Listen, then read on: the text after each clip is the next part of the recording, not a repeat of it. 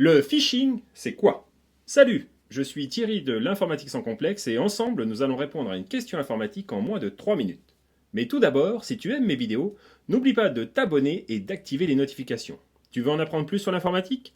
Alors regarde dans les commentaires, tu trouveras un lien pour recevoir gratuitement mon guide sur le réseau. Le phishing, c'est une technique qu'utilisent des pirates pour pouvoir nous piéger. Le but pour le pirate, c'est de pouvoir soutirer des informations sensibles comme des identifiants de connexion ou des numéros de carte de crédit par exemple. Bien entendu, le but final, c'est de pouvoir voler de l'argent. La plupart du temps, le phishing est réalisé par email, mais cela peut aussi se faire via un site web, un SMS ou même par téléphone. Souvent, le pirate va tenter de se faire passer pour une personne ou une organisation que tu connais. Tu as peut-être déjà reçu un mail qui te demandait de payer rapidement ton abonnement téléphonique, sinon on allait te couper ta ligne. Eh bien, il y a de grandes chances que ce soit un phishing. Pour pouvoir s'en protéger, le mieux c'est de comprendre comment cela fonctionne. Prenons par exemple le cas d'un piège par email. Le pirate va créer un faux email, comme un mail indiquant que ta dernière facture de téléphone a eu un problème de paiement. Dans ce mail, tu es invité à cliquer sur un bouton pour payer cette facture et ainsi éviter la coupure de ta ligne. Pensant te rendre sur le site de ton fournisseur, tu vas en fait te retrouver sur le site du pirate. Et sans t'en rendre compte, tu vas lui donner tes numéros de carte bancaire.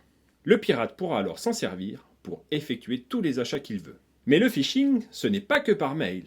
Il peut aussi se faire via un site web. Les pirates créent des copies de sites connus et toujours en pensant te connecter sur le bon site, tu leur donnes en fait tes identifiants.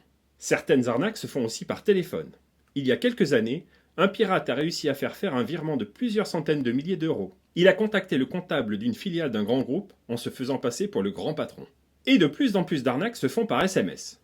Peut-être que tu as déjà reçu un SMS te disant qu'il y avait un problème dans l'acheminement de ton colis et qu'il fallait payer une somme modique pour pouvoir le recevoir. Encore un bon moyen de se faire voler son numéro de carte de crédit. Et les réseaux sociaux sont aussi un outil formidable pour les pirates. Ceux-ci créent des faux comptes qu'ils utilisent pour se rapprocher de personnes et ainsi leur soutirer des informations.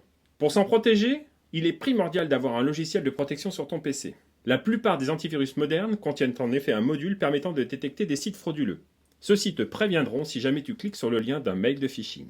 Les attaques typiques sont des problèmes de paiement, des problèmes administratifs, des problèmes avec ta banque, ou bien encore te faire croire que tu es le grand gagnant et que tu dois donner ton numéro de carte de crédit pour recevoir ton prix.